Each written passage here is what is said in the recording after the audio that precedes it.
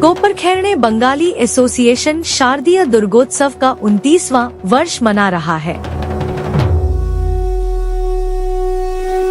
महाषष्ठी दुर्गा पूजा के 6 दिनों का प्रतीक है, जो कि सबसे महत्वपूर्ण और व्यापक रूप से मनाए जाने वाले हिंदू त्योहारों में से एक है। खासकर बंगाल और पूर्वी भारत में दुर्गा पूजा एक ऐसा त्योहार है जो देवी दुर्गा की भैंस राक्षस महिषासुर पर जीत का जश्न मनाता है। इस दिन देवी दुर्गा की मूर्तियों का अनावरण किया जाता है और देवी को जगाने और आह्वान करने के लिए बोधोन नामक विशेष अनुष्ठान किए जाते हैं। ऐसा माना जाता है कि महाषष्ठी के दिन दुर्गा अपने बच्चों लक्ष्मी, सरस्वती, कार्तिक और गणेश के साथ कैलाश पर्वत से नश्वर दुनिया में आती हैं।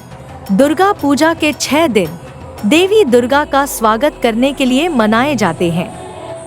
यह परंपरा विशेष रूप से बंगाल में गहरी भक्ति के साथ मनाई जाती है और इसका सांस्कृतिक और आध्यात्मिक महत्व भी है।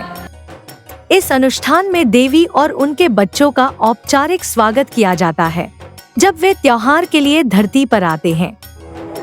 धुनुची नाच दुर्गा पूजा के दौरान किया जाने वाला एक पारंपरिक नृत्य है, खास तौर पर महाषष्ठी से लेकर अगले दिनों तक। यह एक मनमोहक, भक्तिपूर्ण नृत्य है जिसमें भाग लेने वाले अक्सर पुरुष और महिलाएं जलते हुए नारियल के छिलके, कपूर और धूप से भरे मिट्टी के धूपदानों को पकड़कर नृत्य करते हैं।